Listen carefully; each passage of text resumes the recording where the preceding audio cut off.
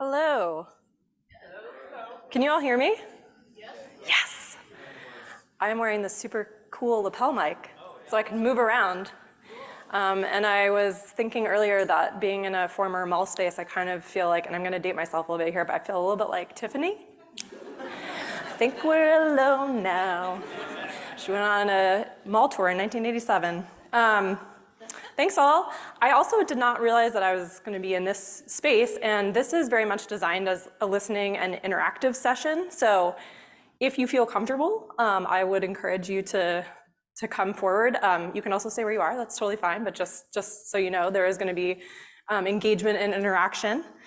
The lovely Anushka has some things that she's going to help pass out, so I'm just, as a few housekeeping notes before we get into it, I just want to flag that as part of this interactive work, you are going to get a few material items. So you're going to get a couple Post-it notes.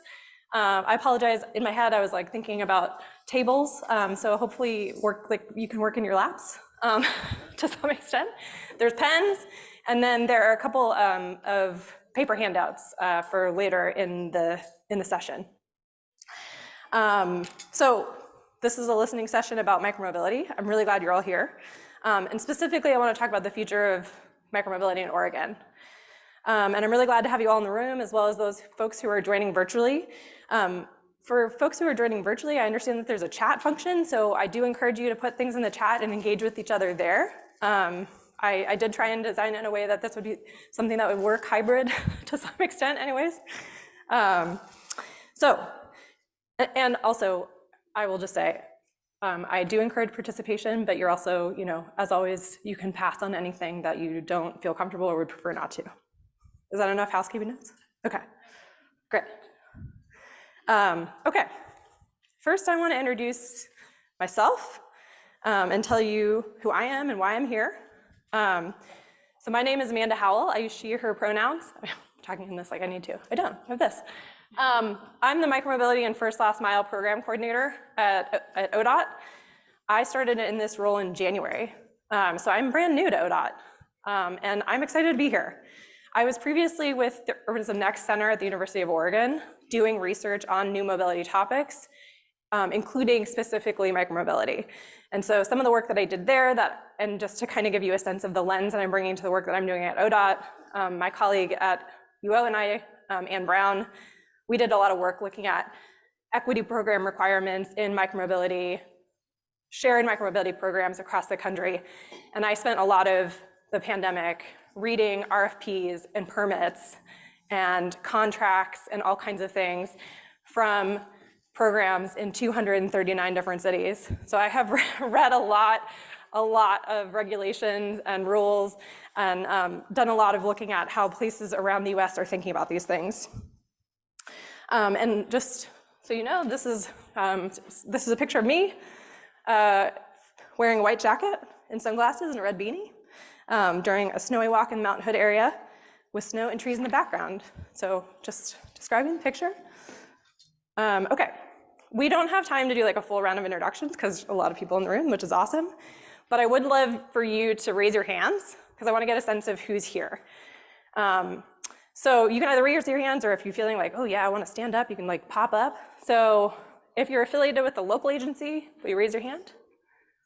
Cool, great, awesome. Could I request, because I'm blind? Yeah. Would people respond verbally? Oh, sure. Your hand raised doesn't mean a damn thing.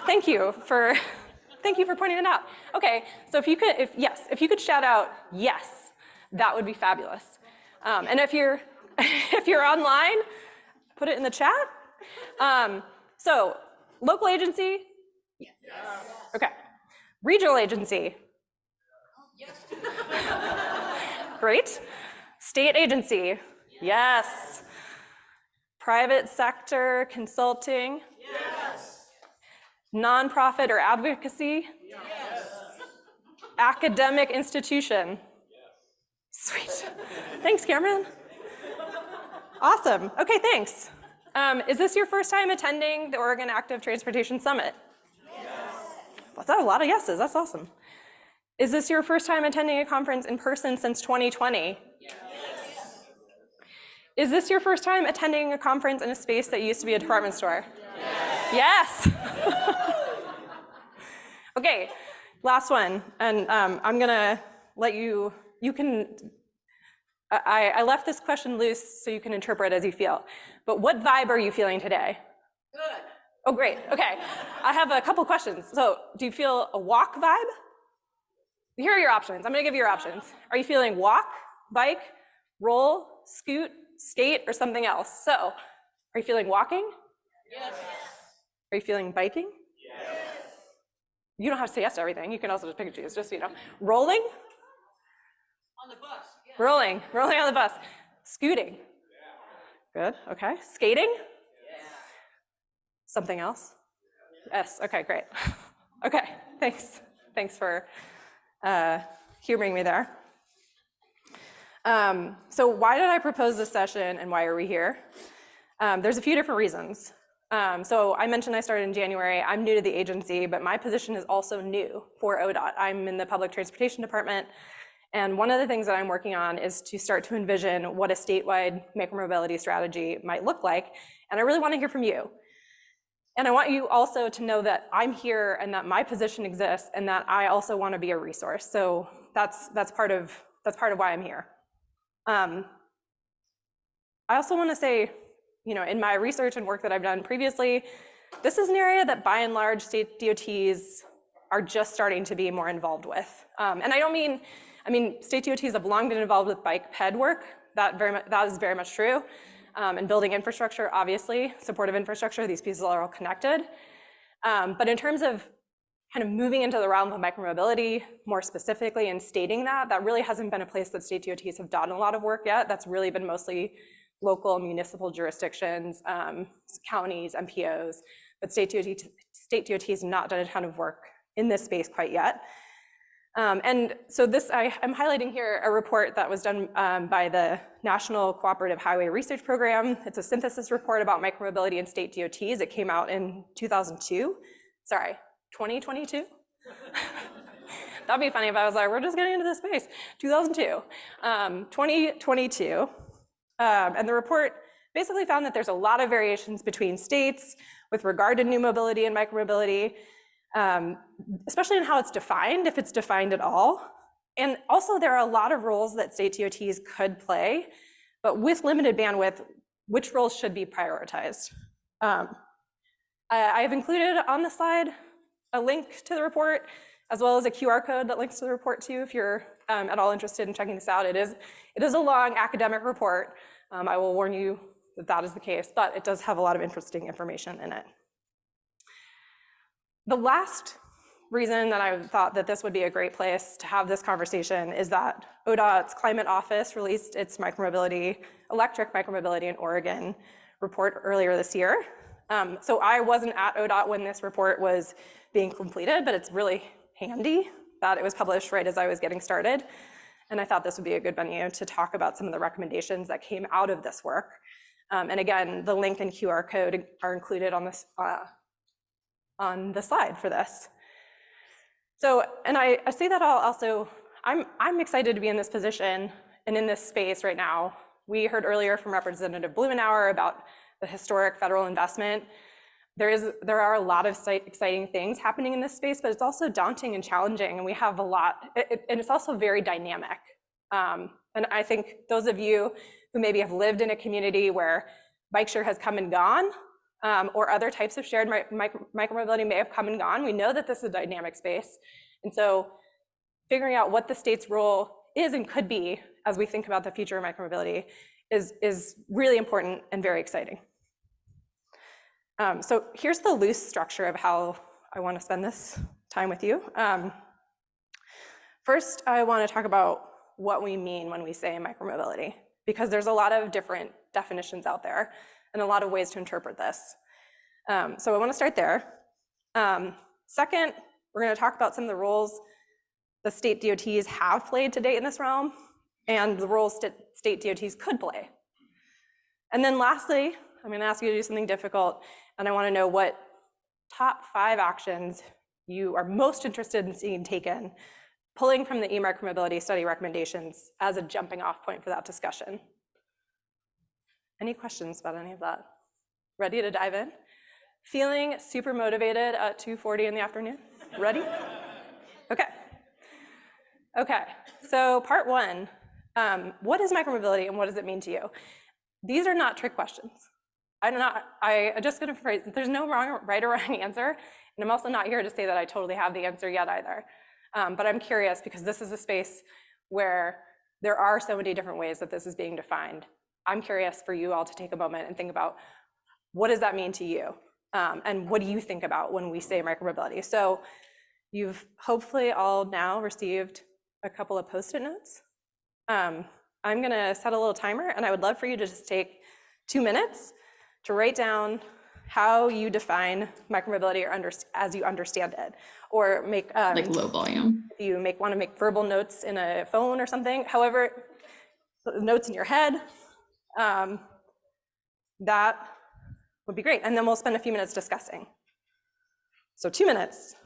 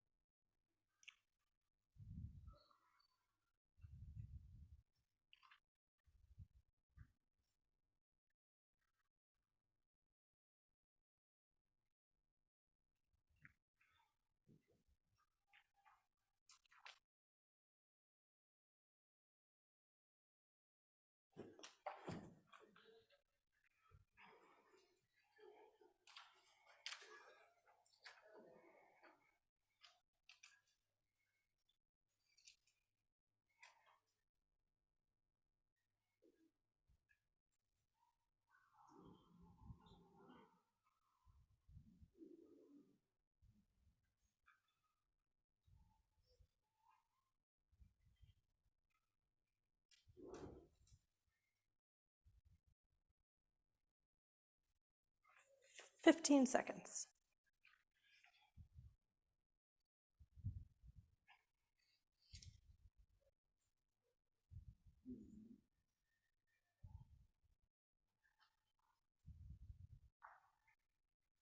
Okay. Thank you for doing that. Now, of course, I want to know, is there anybody who feels comfortable sharing what they wrote? Yeah.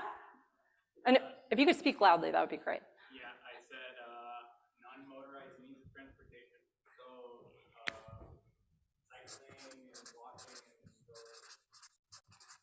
and Non-motorized means of transportation. Okay. Yeah. Transportation that uses muscle power. Ooh, transportation that uses muscle power. Okay.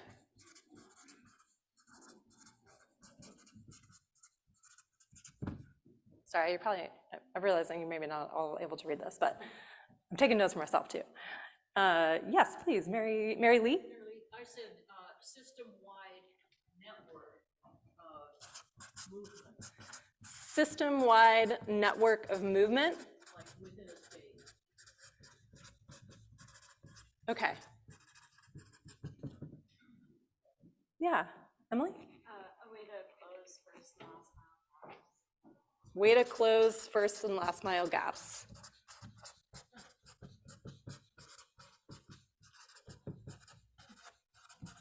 Okay. You and then you.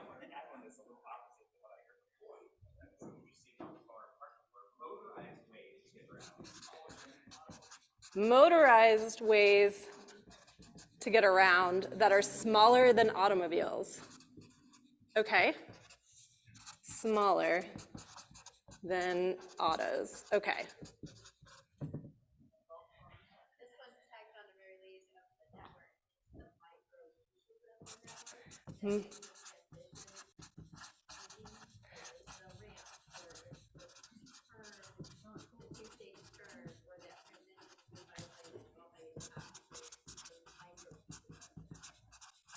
micro pieces of the network that make transition easy. Okay. And then Tom?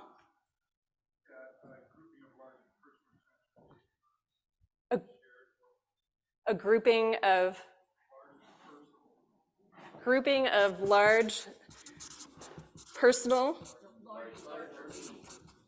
I'm sorry. Largely.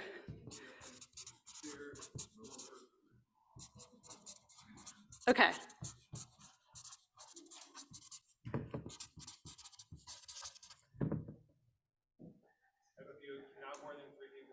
Not more than 3 feet wide. Not capable of going more than 20 miles an hour, just downhill. Electric's okay. I feel like there should be a weight limit too, but I don't know what it is. Like for the vehicle itself, not the person. Thank you.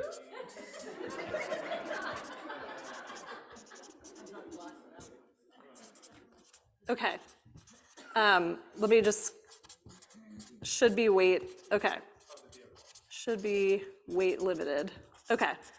So just to reframe that, or say those, okay, so you're saying should not be more than 3 feet wide, not capable of going more than 20 miles per hour, could be electric, and it should be weight limited.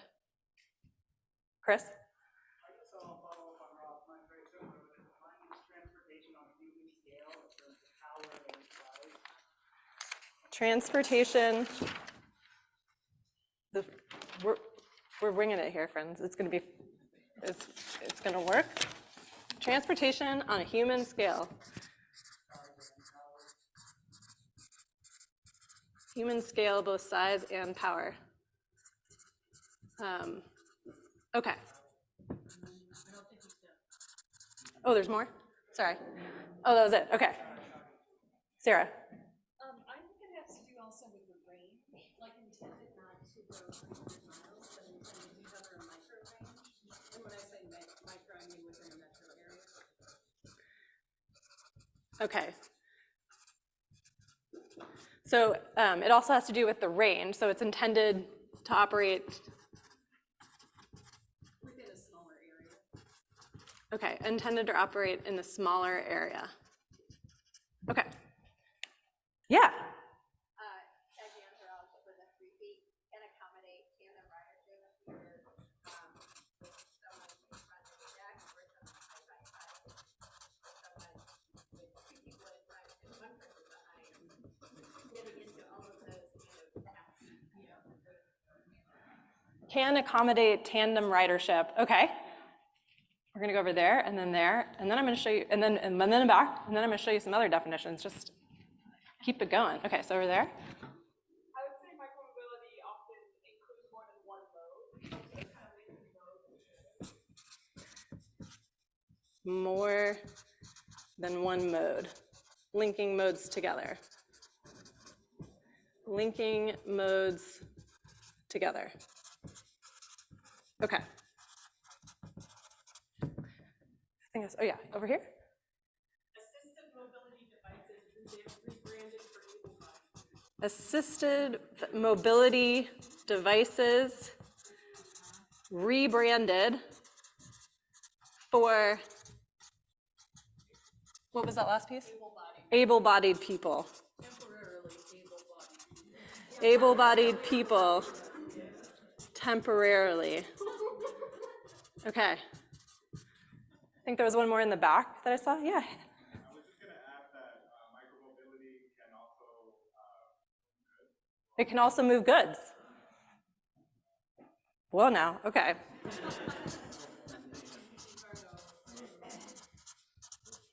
Move goods like e-cargo bikes, right? Okay. Thank you. That's a lot. That's awesome. Did it show you though that there's a lot of thoughts on what this is? Yeah. Okay. So I'm going to show you a few definitions of micromobility that are sort of being used by larger institutions or that have been adopted in certain areas or certain fields. So here's one from the Institute for Transportation and Development Policy. They define micromobility as referring to, and I'm guessing, I think we've touched on some of these, a range of small, lightweight devices operating at speeds typically below 25 kilometers per hour or 15 miles per hour for us US folks, that are ideal for trips up to 10 kilometers. And they also have a graphic that is meant to further differentiate what is micromobility from what is not, and I'm going to describe the graphic. So they basically say micromobility can be human-powered or electric, privately owned or shared. It's most commonly low speed, so 25 kilometers per hour is the top speed, or sometimes moderate speed, 45 kilometers per hour as the top speed. It cannot be internal combustion engine powered, high speed, so exceeding 45 kilometers per hour top speed. And this definition makes references to speed and weight, which we heard a little bit about. It also notes what types of trips it thinks micromobility is most valuable for or suitable for. So that's one definition. This one's a little different. It's specifically defining powered micromobility. And so it's the taxonomy and classification system that's been developed by the Society for Automotive Engineers. They define powered micromobility vehicles as wheeled vehicles that must be fully or partially powered, have a curb weight of less than 500 pounds, and have a top speed less than or equal to 30 miles per hour. This taxonomy only includes vehicles that are primarily designed for human transport and to be used on paved roadways and paths. So that's SAE's powered micromobility taxonomy. So it's really specific about speed and weight, but it doesn't say anything about trips. The last one that I want to show you is the definition that the Federal Highway Administration is currently using. So they define it as any small, low-speed, human or electric-powered transportation device, including bicycles, scooters, electric assist bicycles, electric scooters, and other small, lightweight, wheeled conveyances. So they're again referencing weight and speed, but they're not actually including anything specific, unlike some of the other ones. So those are a couple of the kind of definitions that are swirling out there. If you're wondering if Oregon has defined micromobility, we have not, as far as I know. We don't have one uniform definition for micromobility. What we do have, and what the DOT does have, we have a vehicle taxonomy connected to the Oregon Vehicle Code, which includes definitions for electric-assisted bicycles, motor-assisted scooters, and electric personal assistive mobility devices. But we don't have a single definition at this stage for something that we're calling micromobility. And if you're interested, I brought a few copies of the Pocket Guide from ODOT, which is our taxonomy of vehicles that fall under this category. So I'm just gonna pass a few around in case you're interested in taking a look. It's double-sided. I did not have enough copies for everybody, but I wanted to at least, if you're interested. So I'm gonna pass it to you if you would like to take a look and pass one around. Woo, okay. So I wanna pause for a quick discussion. So you all had a lot of great suggestions about what micromobility is. Some of those things were covered in some of these definitions, some of them were not. Are there elements of these definitions that you like or that resonate with you? And are there things that you clearly think are still really missing from this? Jenna? I'm really concerned, or I have mixed feelings about the speed maximum. I think we need it, but I already hear from advocates a lot of concerns about the bike paths and the actual infrastructure that we have in place and how that would meet the needs. And so I think that the speed part of the discussion really can't be separated from the infrastructure part. And we have so far to go still infrastructure. So I feel like that's just a really tricky one. So the speed component is tricky to have sort of maximum speeds on all of these devices. Because we don't have the infrastructure yet Yep. to accommodate the different, and so hopefully the one, maybe the push for maybe more e-bikes or the push for more micromobility will help to push along the infrastructure as well. Yeah. to decide on the speed before we have like a system built out. Yeah. So that's one thing I've been grappling with. Okay. Yeah. That's a good point.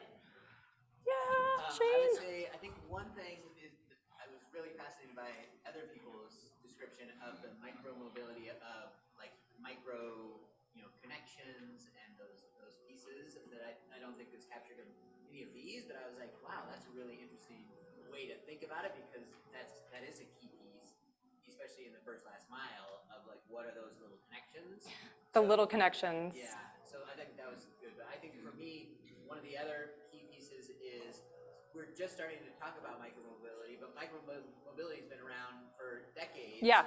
When, skateboards and scooters and like all of that was micromobility, but we weren't talking about it in the transportation world. And I think that we still have a long way to catch up in our laws around that. Like skateboards are illegal, and scooters are illegal on our streets.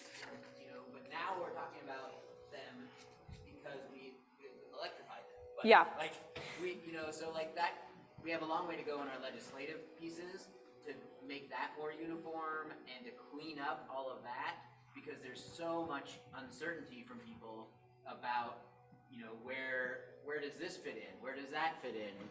Does it fit on the path? Is it on the street? Is it in a bike lane? Is it, like where these things are and aren't allowed, I think we have a lot of cleanup to do before we have, we can really work it into our system that, then those micro, infrastructure pieces matter. Yeah.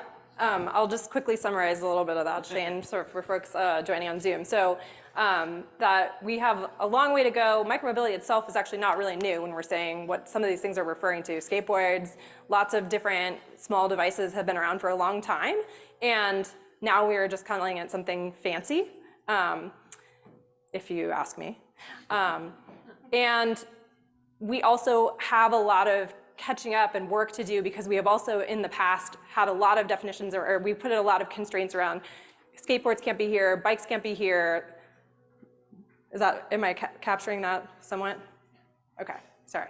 Yeah, and then now we have a mic, so I won't have to try to do that. I feel like we're trying to cram too much into one term.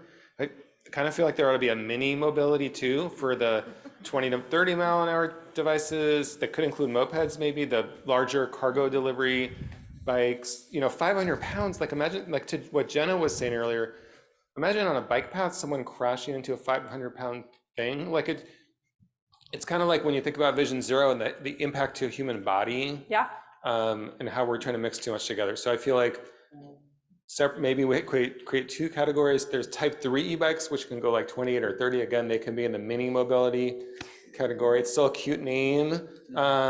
One last thing too is I think we need, at some point, need to be talking about age limits. By Oregon law, you need to be 16 to ride an e-bike. I feel like you should be able to ride an e-bike before you can get a driver's license. If we want more people on bikes, we need to change the law. And I think this conference is a good place to start talking about that. Yeah.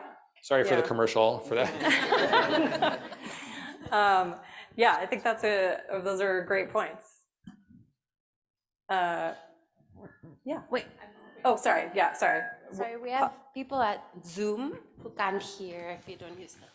Oh, well, I'll just say, for reference, 500 pounds is roughly the weight of a refrigerator, typically.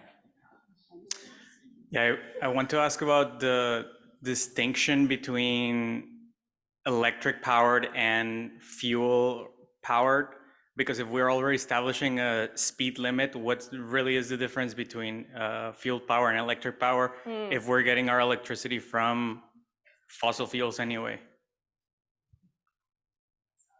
Interesting. Okay, so distinguishing between, so setting a speed, does the speed make the difference if we're, depending on the type of let's say we power? have a scooter that goes 30 miles an hour, one of them's electric and the other one's gasoline, but they go at the same speed, but like we're saying I think it's because we're saying like, oh, electricity is greener and that's why we're like putting it in this category.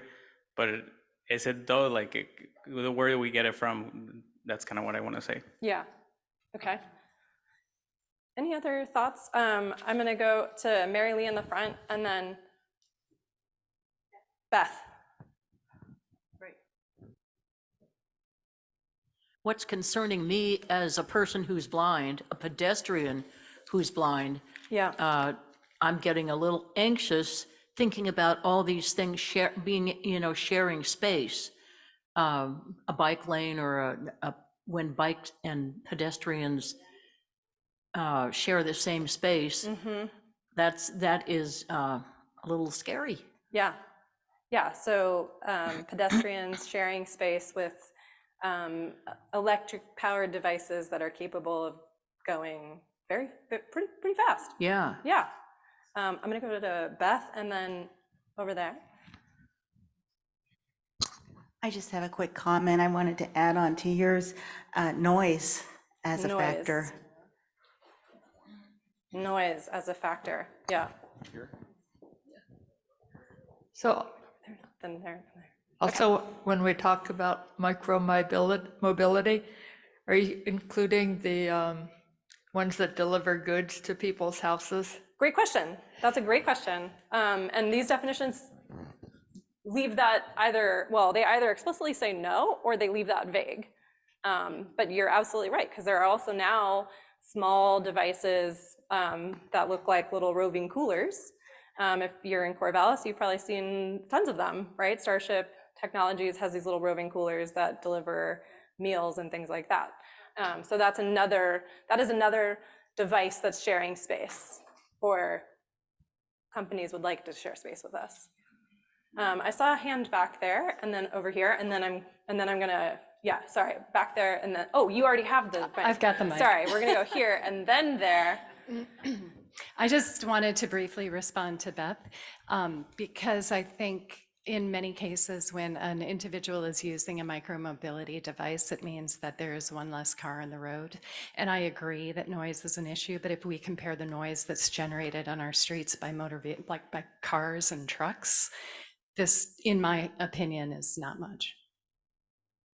I was talking about gas-powered scooters. Gas-powered scooters. Really loud. Mm-hmm. Okay.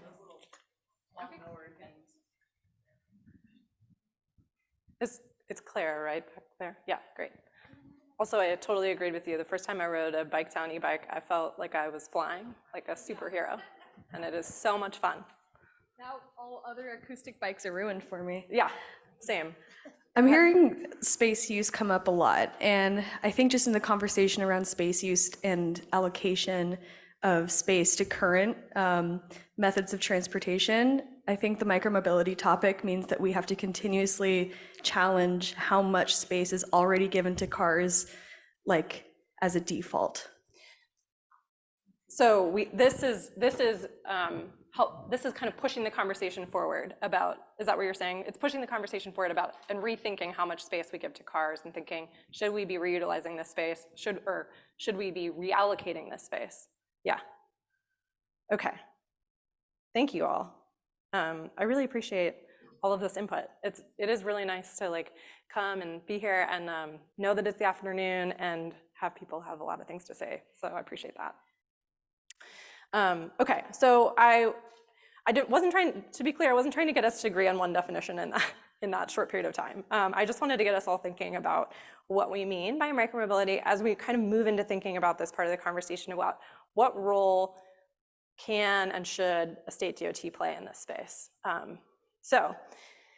I want to shift to thinking about this, and I have just a couple graphics that are from that report that I mentioned earlier, that NCHRP report, and I will talk through it. And you have a handout of this exact slide that I'm showing in case it's hard to read, but I'm going to read it as well. So the researchers behind this project, they surveyed state DOTs all around the US. They got 41 responses back. One of the questions they asked state DOTs in that survey was, does your state DOT perform any of the following actions with regard to micromobility? Check all that apply. I am not quite sure why they organized the graph without having it like putting the top thing at the top. And anyways, so I added some numbers. So these are the, sorry, I think I'm like double miking here. So the categories in the top category of an action that's taken by state DOTs is developing recommendations. If that makes sense. Number two, so that was 61% said that they're developing recommendations. 53%, 54% said that they're developing standards and guidance. 46%, they tied, they said that they're performing data collection and evaluation, and they're conducting research initiatives. And then from there, it goes down. So some of the other topics are promoting micromobility, providing technical assistance to state or local entities, providing training to state and local entities, promulgating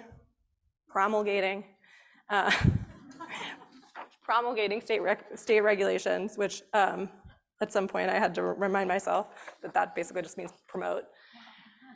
Funding pilot projects and enacting policies. Those are the 10 categories that the researchers asked these state DOTs. And then about 18% of respondents said that they've done none of these. So, and that was, let's say, it came out in 2022, let's say the survey happened in 2021. So it's pretty recent.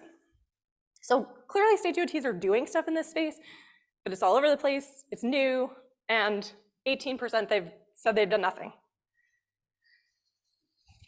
Where does Oregon fit in? So I'm gonna, I am embarrassed to tell you that when I was looking at the responses to this survey, of the 41 responses, Oregon was not one of them. So I'm not sure how we would have responded to some of these. I just started in January, so I'm getting caught up to speed on all these things. I think we are doing things in this space, but I don't know that at this point I would say we've conducted research initiatives. I think we've done some data collection and evaluation, and I think we've been working towards recommendations. And my colleagues in the room, I apologize if I'm getting that wrong. Okay, so I want to pause here for a discussion again. So this is a list that was created, as I said, by researchers. They included it in the survey. I don't know what they meant by each of these categories. I think they're imperfect, like most surveys of this nature, but I do want to use it as a jumping off point. Are there other actions, categories of actions, that you want to add to this list? Either that you've seen from state DOT involvement, could be other states, or actions where you'd like to see state DOT involvement. And I have thoughts on this, but I sit by myself all day long thinking about this, and today I want to hear from you. So I'll start with Robin. Putting it on road systems. I'm gonna try and take some more notes again, hang on. Putting it on road systems. So when you say that, like making space. Yeah. So none of those were actually implementing at the state level. They were helping maybe a local do it, but doing it themselves on their project. Okay, putting it on road systems on our projects. So this will be a little bit of an Oregon-centric response, but Oregon's Department of Transportation does set policy. Yes. That in any kind of planning effort, you need to address those policies. I don't know if other DOTs do that as well, but I don't see policy development up there. Setting policies, enacting policies. And to refute my earlier statement, it is very much now in the draft OTP, the draft Oregon Transportation Plan. I read through that. There are very clear references to this in the draft OTP. Adam.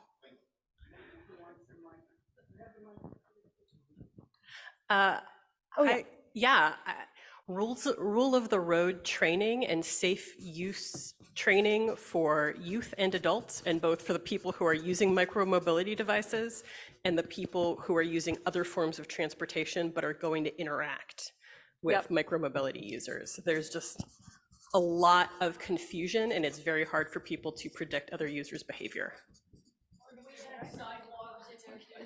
I can't. And I know that folks in the Transportation Safety Division, I think that's definitely part of some of the work that they've been doing. But I'm glad, thanks for flagging that. I'm not sure who has the mic next. You have the mic next. So I My ears pricked up when you started your presentation today and you said you have a brand new position with a brand new topic.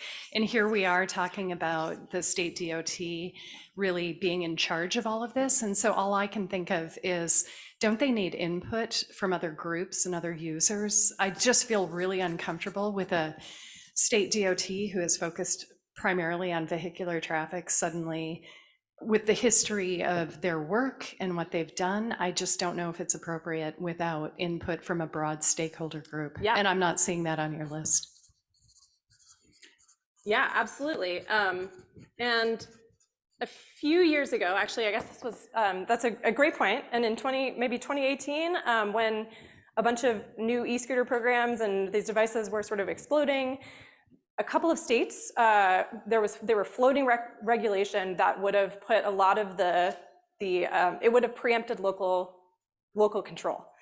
And a lot of that work was really being predicated by private providers who wanted uniform regulations because that was easier for them. And there was a very big backlash to that said, no, local jurisdictions should be in control of this. And those things did not pass. And so I absolutely hear you that we need this is a broad conversation, and I have there's a lot more pieces to this report that talk about the collaboration between entities, because that's a great point. This list strikes me as being very, very passive. There's nothing really proactive.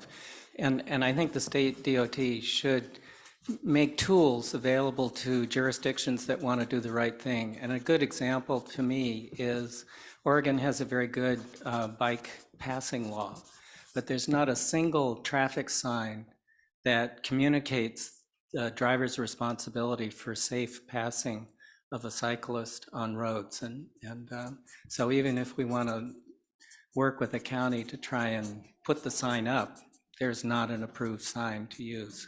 Okay, so like signage. And that's just an example. Great point. Yeah. So, okay. I think there's a role potentially for ODOT around provision of micromobility services, specifically shared electric micromobility, which is often the purview of the largest urban areas. There's also an issue with private entities coming in here today, gone tomorrow. So potentially a role for pushing these services out into smaller communities in the state. Yes, okay. Thank you. Oh yeah, and Emily. This kind of ties in with that, but I was gonna say partnering with some of the micromobility providers. I think that a lot of the times it feels sort of patched together where these happen, and I think that ties in with what was just said, actually. So partnering with micromobility providers. Okay. Any other last points before we're going to go into our final piece? I really like this list. I think it's great. I think it's a great blueprint for your work. So I would encourage, I think there's a lot of good stuff in here. I mean, sorry, you're holding up. Oh, sorry. You're holding up the recommendation. Am I jumping the gun here? Oh, I'm sorry. No, that's fine. You're doing a perfect thing, which is transitioning us to the recommendations, which are specific I see. to Oregon. Well, you gave it. It's like a handout and saying, don't look at that until I tell you to. And sorry, just to clarify for other folks and people who are online, we're looking at page 7 and 8 of the EU Micromobility Study recommendations. That's the other piece, and that's the piece you're referring to when you say, I really like this list. Is that right? Yeah. Okay. And I don't know what I think there's a legislative agenda needed to go along with this. Earlier I suggested revisiting the age limits for e-devices, especially e-bikes, and lowering that. But I think that there's probably other legislative changes that need to be made to clean up like how e-devices are used in Oregon. One thing we found in Eugene is we have people using type 3 e-bikes, which can go up to 30 on our to go 28 on our shared use paths, and we feel that that's not legal actually. Anyway, that's a longer conversation, but yeah, how can we take a package to the legislature that we can couch within some of the safety and climate strategies that I think are, they're supportive of in general to address some of these issues? Yeah. Thank you. And yeah, Mary Lee. I'd just like to add on the one that somebody suggested about bike paths. It's up there, and I'd like to add sidewalks. Sidewalks, okay. Okay. Just making some notes for myself.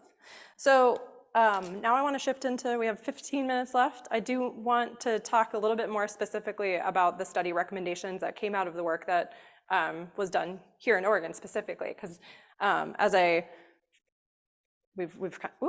boy, I'm giving you a preview. That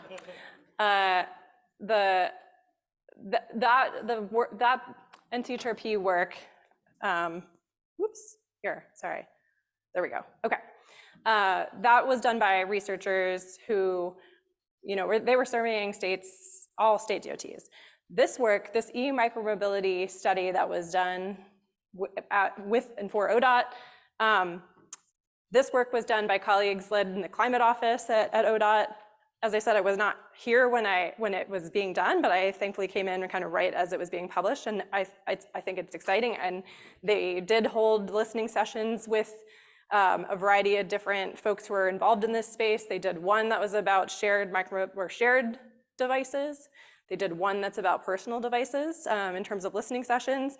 They summarized the barriers to adoption in 6 different categories. I'm gonna, you have this in front of you, but I'm gonna read through it to make sure that so that everybody knows what we're talking about. I'm gonna read through it somewhat quickly, but the 6 categories in which they talked about sort of barriers to adoption are infrastructure, education and awareness, cost, data, equity, and administrative and policy issues. Those were sort of the barriers to adoption that they identified, and then they identified key recommendations for each of those groups, those barrier groups. So I'm gonna read through them. You can follow along if that works for you, but I'm gonna read through them somewhat quickly. So in the infrastructure section, one of the key recommendations is to revisit standards and guidelines for allocating the right-of-way. Increase secure parking, promote charging access, promote coordination and integration, specifically also with transit agencies. So those were some of the key recommendations when they talked about infrastructure. Education and awareness, support brand neutral and culturally competent opportunities, fund and promote lending libraries. So those are education and awareness. Under cost, they recommended create a graduated purchase incentive, create an e-cargo bike purchase incentive for businesses, consider offering a comprehensive suite of incentives for lower income residents, ensure systems provide reduced subscription rates for underserved customers, and then under data, ensure sharing of key data with local governments and regulators, establish, publish, and follow clear standards. Under equity, design programs and policies around communities with the greatest barriers, link operational incentives for shared e-micromobility systems to desired equity outcomes, include micromobility in universal basic mobility programs, implement specific system designs to overcome barriers to access, and then under administrative and policy issues, clarify vehicle definitions and categorizations and consider adopting 3-class definitions for e-bikes, develop definition and approach for commercial e-bikes, cargo e-bikes, pursue and leverage federal funding for shared e-micromobility programs, work with a nonprofit operator to help smaller communities develop and implement shared micromobility, and lastly, use pilot programs to establish and test zero emission delivery zones. So those were the key recommendations that came out of that report. We have 12 minutes left, so we're not gonna be able to break that all down. But I'm curious. There's a lot there. Are there things that really stand out to you amongst those things? Jay. Oh, thank you. Thanks so much. I really appreciate the help with the mic running. I think data is one thing that stood out to me, but I think it kind of falls into this umbrella of, just like you were talking about how at one point scooter companies were trying to get like preemption. They would just give a statewide bill. Mm-hmm. I think those are the places that ODOT needs to focus, right? Like, what are the things that are going to really set a baseline of how these programs should operate across the state? So we don't have to have arguments over, what is the equity needs in this program, or, so right now we're doing it all by RFP, right? Mm-hmm. I go out with an RFP, my city is a little different, my council has a little bit more tolerance for one thing or another, but just having a baseline that's been set by the state, I think would help propel these things into policy faster. Okay, so we can set a baseline. So local jurisdictions could add on top of that, but a baseline standard, that could potentially be really helpful. Other things that like jumped out at you from this list of recommendations? Thoughts? Yeah. Again, some of the passive language. The passive language stood out. Okay. Yeah. So are there any promote coordination instead of just coordinate? Okay, so would be helpful. Yeah, and I think on the three bike, adopting 3 class definitions for e-bikes. I wonder if there's some like limitations that would occur because of that, like don't put a class 3 on a shared use path, as opposed to allow a class 3 if they travel at the appropriate travel speed, similar to how cars can go 100, but we often only design a system for them to go 25. So having the same kind of parallel rules. Are you saying one's better than the other, or are you saying those are what should be considered? I'm saying don't disallow class 3s, but make them go a certain speed. You could put traffic calming on the facility. So we saw some stuff in Amsterdam that was on a bike path, but it was a bike speed management device, and it was very effective.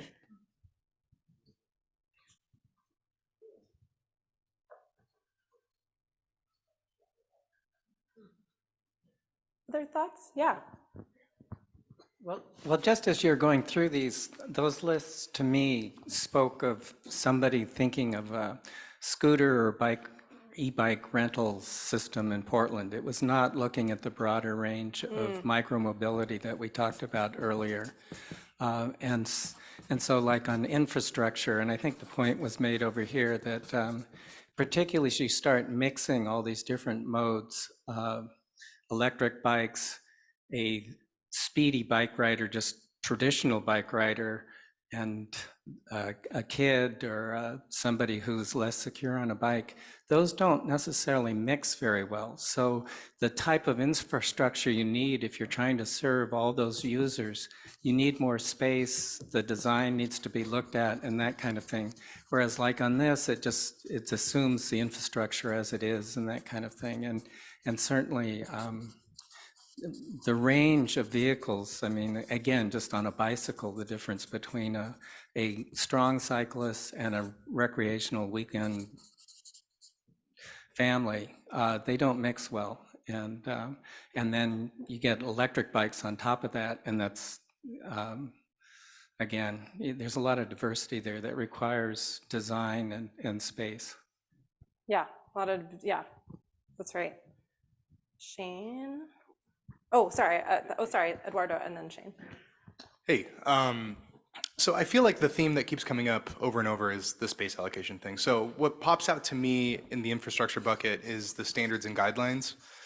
And I feel like micromobility implementation is going to happen more quickly in the local system because there's more flexibility. Cities can, take their own prerogative and rally with their city councils, et cetera, to move these things forward. But the highway system is essentially built out, right? So I think if you think about the next 20 years, I think there's just going to have to be opportunities for reallocating right away to make these things more viable and to try to unpack both the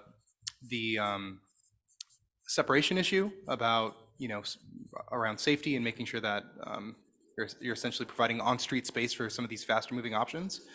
And then also for creating standards that are consistent with whatever other transportation stuff they're connecting into. So if there was one thing I would want, for example, ODOT to do, It would be to figure out what those standards are so that as development happens over time, reallocation happens over time, there's clear pathways to getting this stuff implemented.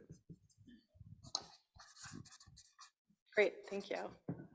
And then Jay, and then So- Beth. Oh, sorry. Yeah, sorry. So just real quick, Shane. just that's okay. That was going to be my point first, and then so just to add on and start of that one, yes. And then the second piece is similar of clarifying the vehicle definitions and categories. Like, this is what ODOT should be doing, is saying, at the statewide level, yes, reallocation of space, and cities, this is what we recommend. These are the guidelines. This is how to do it better.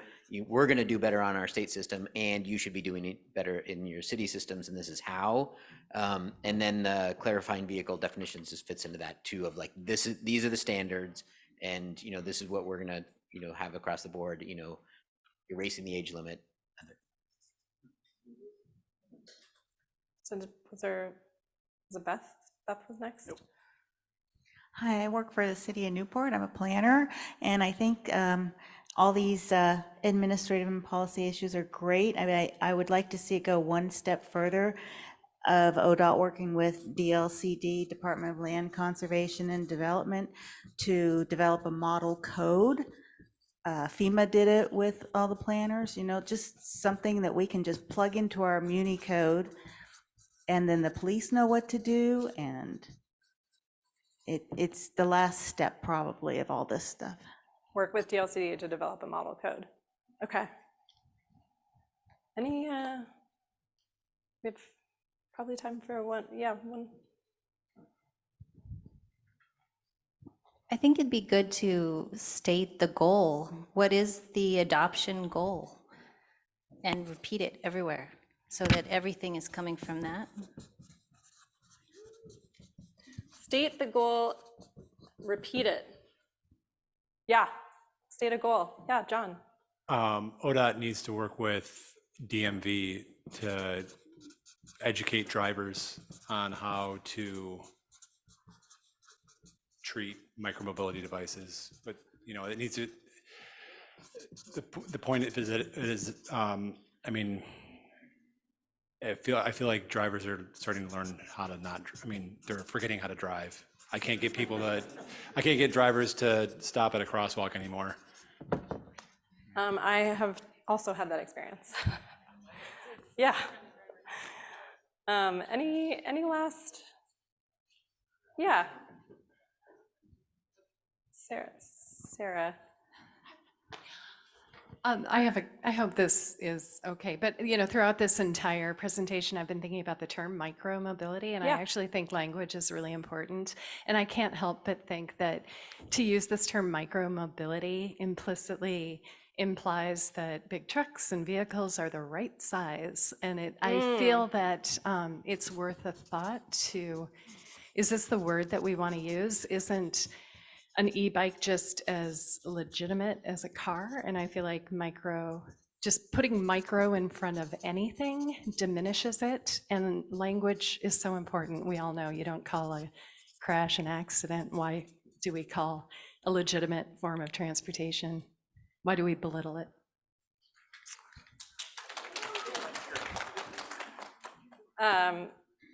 Jay, Claire, and then I think that will be the last one. Thank you. So I like that, and I like the DMV comment. And your unit at ODOT used to, the active transportation or public and active transportation division used to, I don't know if it still happens, but would work with DMV. Like when people would lose their licenses, they would get more information about transportation options. And I think it would be great for there to be coordination there around like, here's ways you can get around without a car. Here's a $50, here's a coupon or a new tax credit where you can get a discount on an e-bike, et cetera. And because I just think it's important that, and I think as a state, we might be more willing to take away people's licenses when they do things that are deserving of that, if there were more options like these that we can give to people. And then we have a huge problem with people driving on suspended licenses. And, I know we're talking about Vision Zero and other parts of this conference, but I think, try how to give people other options. And obviously, like, we don't want people driving or moving when they're impaired, but I'd rather they be on a bike than behind the wheel of a Hummer or something like that. So yeah, Yeah, and then Claire, back there.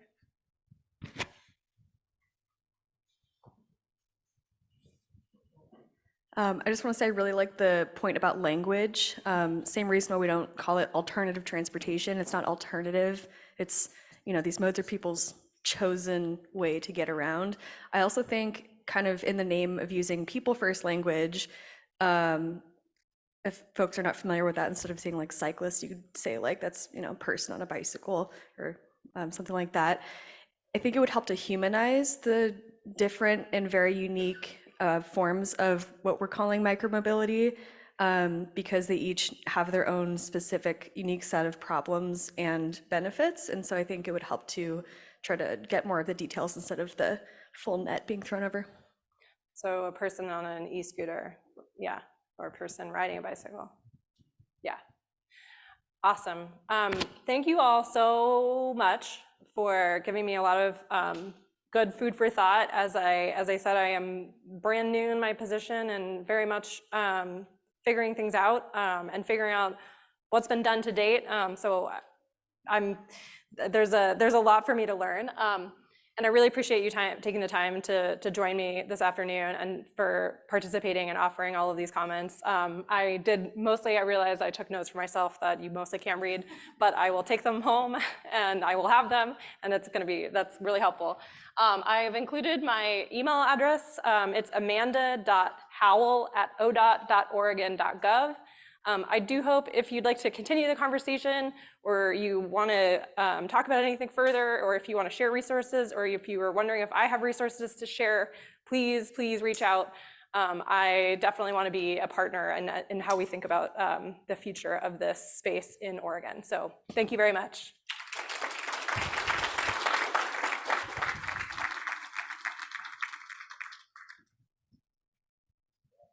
And one quick announcement, the next session starts at 4 p.m. It's inclusive mobility on the state system, making it better one person at a time with Jenna Berman.